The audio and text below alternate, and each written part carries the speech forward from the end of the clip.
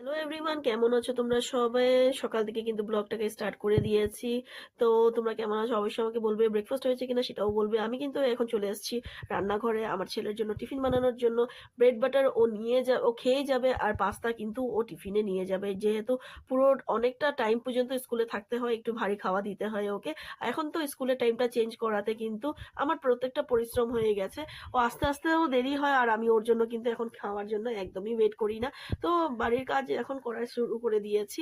আমার এই ইনডোর প্ল্যান্টটাকে তো আমি সবসময় প্রত্যেকটা সপ্তাহে দুবার করে জল চেঞ্জ করে রাখি আমার এই ইনডোর প্ল্যান্টটাকে। আর দেখতে দেখতে এটাও কিন্তু খুব বড় হয়ে গেছে। চলে এসেছি কিন্তু আমি লাঞ্চের প্রিপারেশন করার জন্য। বানাবো হয়েছে মাটার পনির। কাল রাতে বানানোর কথা ছিল কিন্তু বানাইনি কিছু কারণের জন্য। আর এখন আমি পনিরগুলোকে ফ্রাই ফ্রাই করছি, আর আর চিনির জলের মধ্যে এই পনিরগুলোকে আমি ডুবিয়ে রাখবো, কারণ কি তখন পনিরটা খেতেও খুব মিষ্টি মিষ্টি লাগে, আর তরকারিটাও খুব টেস্ট বনে। বাটারগুলোকে আমি অলরেডি সাঁতলিয়ে নিয়েছি আমার এই মশলার মধ্যে। এখন জল ঢেলে দিচ্ছি আর পনিরগুলি ঢেলে দিব। ঠিক আছে, আর এবার তোমাদের বলো তোমাদের লাঞ্চে কি মেনু আছে। জেনারেলি এই ব্লগটা কিন্তু মানে কালকের, তার মানে বৃহস্পতিবারের। তো বৃহস্পতিবারে তো সবের নিরামিষে থাকে। তো আমার কিন্তু নিরামিষ থাকে না, কিন্তু আমার ছেলে খেতে পছন্দ করে বাটার পনির, তাই জন্য আমি ওর জন্য বানিয়ে নিয়েছি, সাথে করে নিয়েছি ভাত।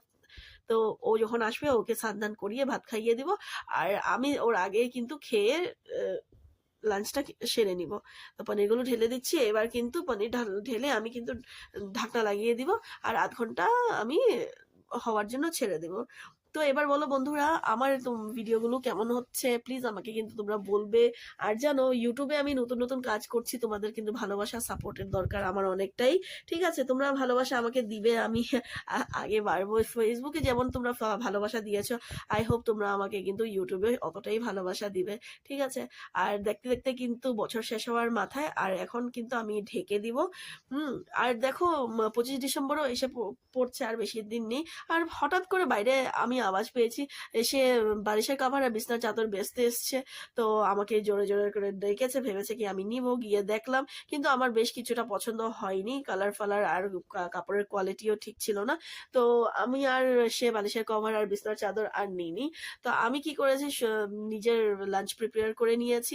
এবার আমি আমার লাঞ্চটাকে সারবো, আর তোমরা বলবে কিন্তু আমার এই ভিডিওটা কেমন হয়েছে দেখ। ঠিক আছে, আর প্লিজ লাইক কমেন্ট শেয়ার করে যেও, আর আমাকে ইউটিউবে কিন্তু ভরে ভরে ভালোবাসা দিও। So by.